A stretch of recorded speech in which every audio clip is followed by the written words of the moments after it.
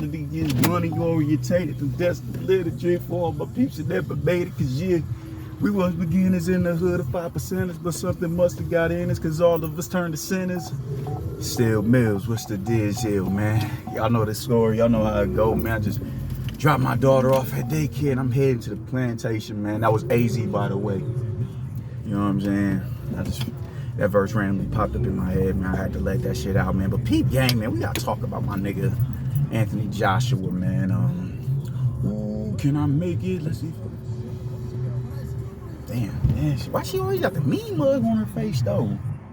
Like, dang, man. She like one of them motherfuckers off shotters, man. The motherfucker off shotters just super mean mugging. I'm like, that shit ain't necessary, man. But yeah, we gotta talk about my nigga Anthony Joshua, bro. Like,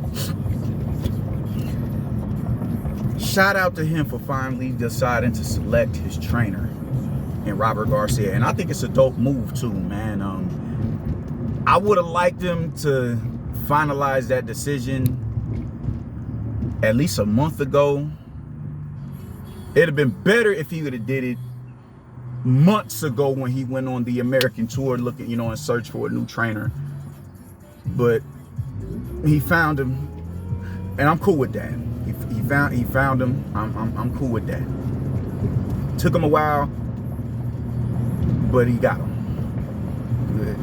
I'm not mad at it, man. I think with both of them, I think with Anthony, what's so dope about Anthony Joshua, he's the dude who has a high level of humility. So he's not arrogant. So he can walk in the gym and the motherfucker he'll allow you to deconstruct them and rebuild them. I don't see nothing wrong with that. When someone is that much more easier to deal with, it's for the better. It's definitely for the better. Why is it for the better? Because that means you're humbling out and allowing yourself to be taught. You know what I'm saying? So I think they're both,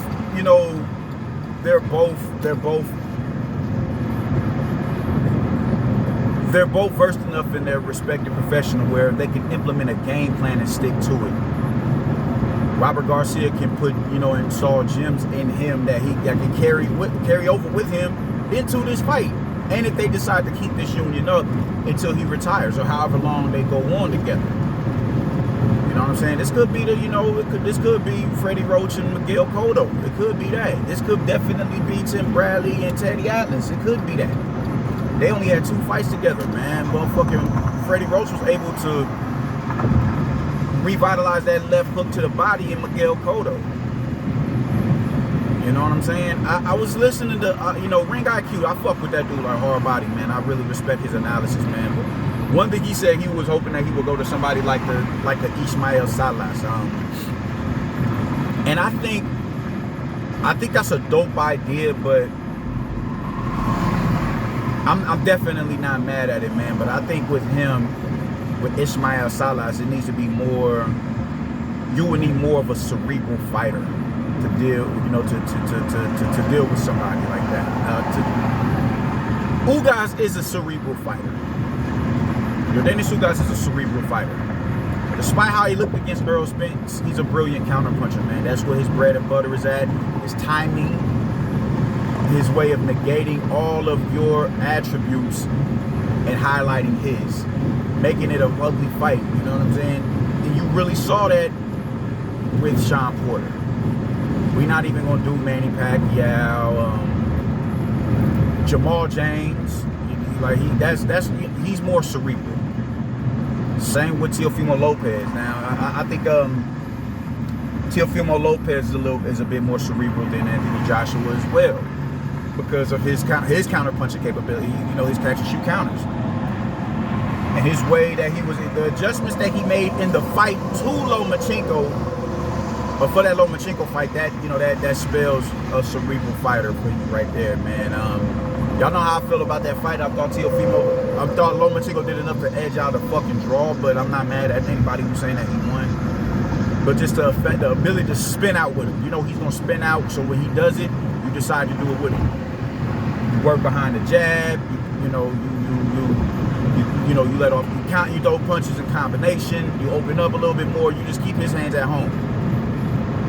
that took a bit more of a, you know, an IQ to get in there. And I'm not saying that Anthony Joshua doesn't have IQ, but I just think when it's time to deal with, on certain, he doesn't have the IQ of somebody and the agility as a lot of other people, because it's just his brawn. He's built like a fucking Greek god. He's 6'6", 250. I think at his peak he was like 260. This is not no little dude you got hitting you.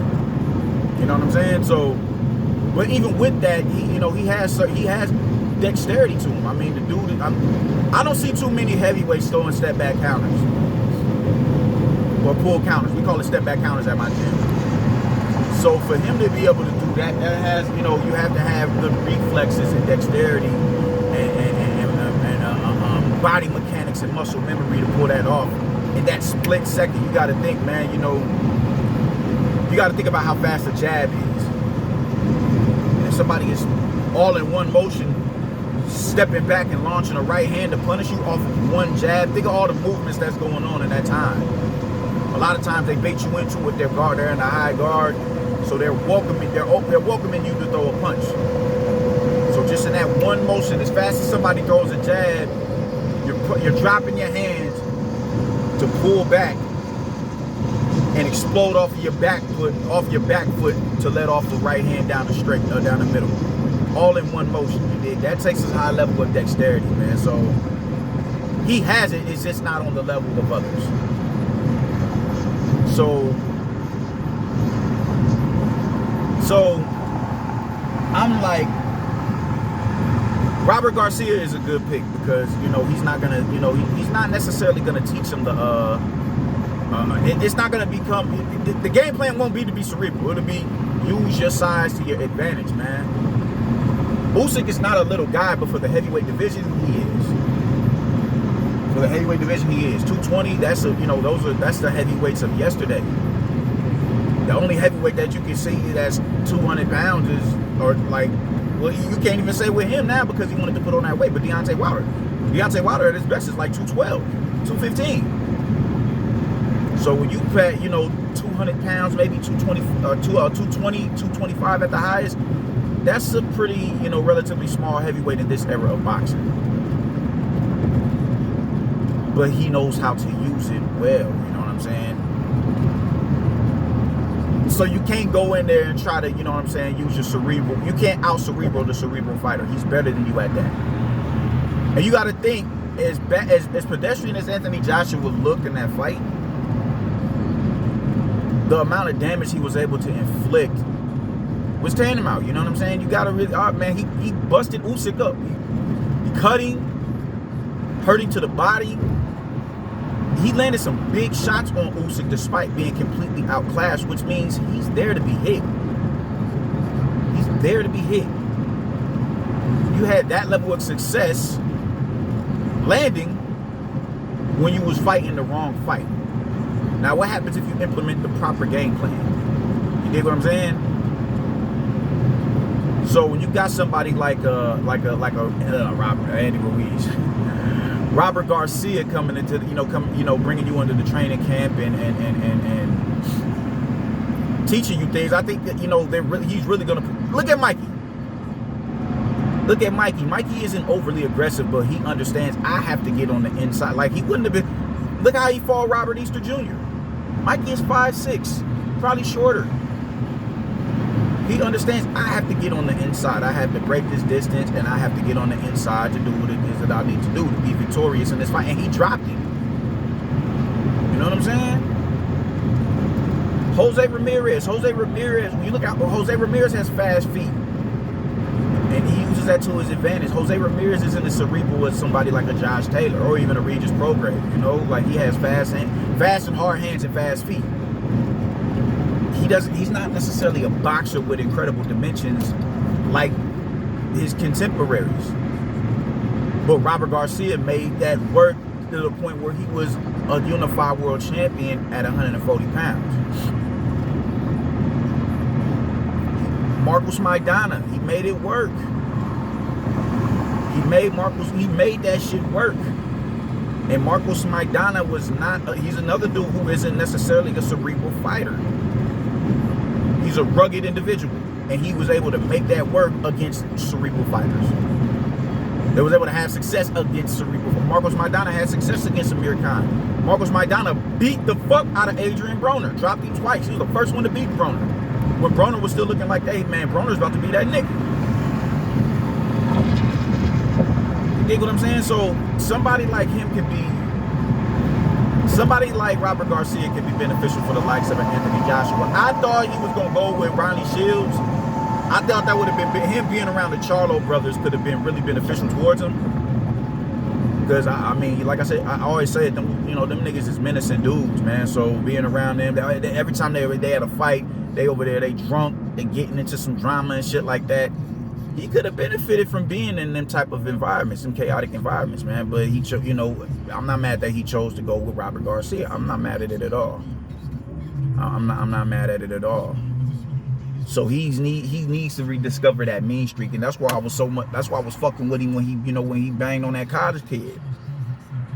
You know what I'm saying? Like, y'all got me fucked up. Like, you know, I'm not no fuck that public figure shit. Y'all see a pretty motherfucker who's nice and docile to y'all, and I present myself in a respectable manner to the public, but y'all forget what I do.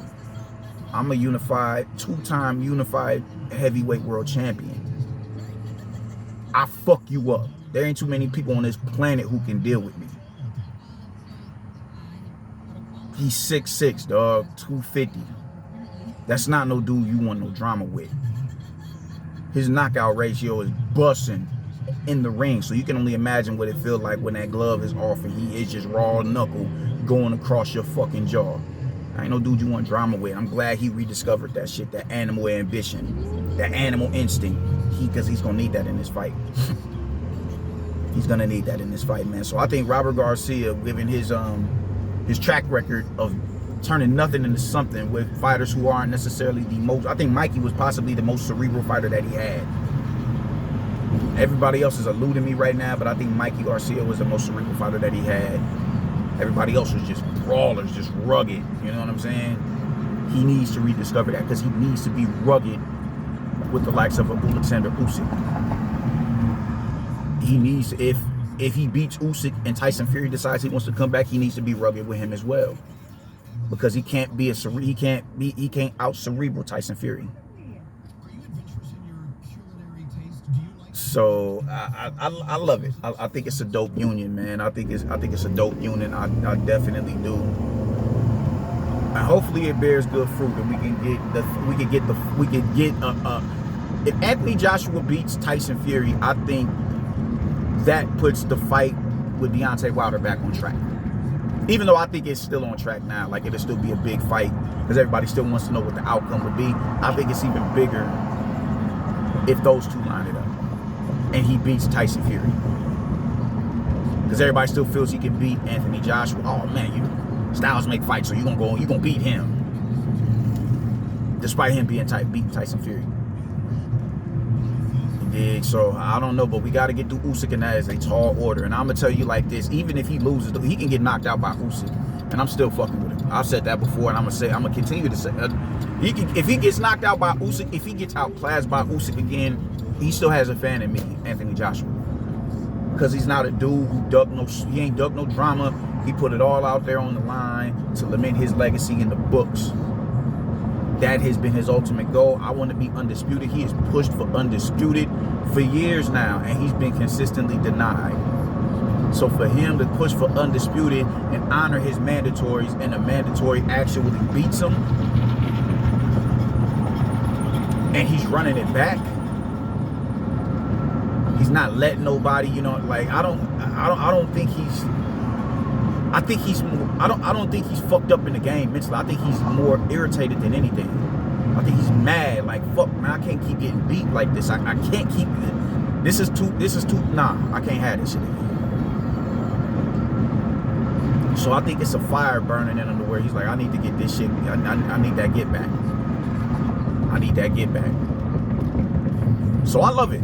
I'm fucking with Anthony Joshua, dog. I really am. He has a fan, he has a supporter in me, and he always will, because I just think he's a dope fighter, and I just respect his get out. Anybody who can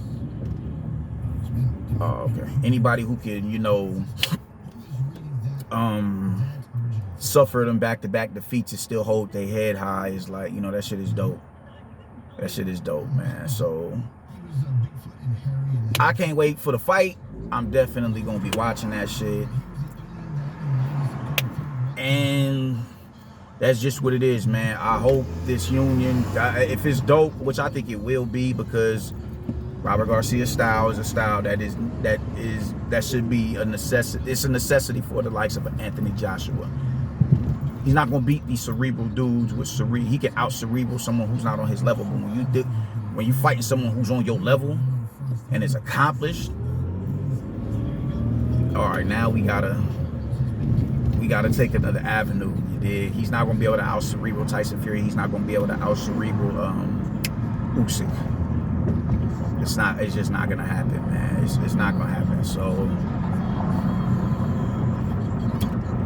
brawn it is, man. It ain't brains over brawn in this situation. It's brawn over brains, and I think he can do it. I'm hoping he does it, but if he doesn't, he still got a supporter in me, man. That's all I got to say about it, man. I'm going to work, man. I'll catch y'all niggas later. Deuces.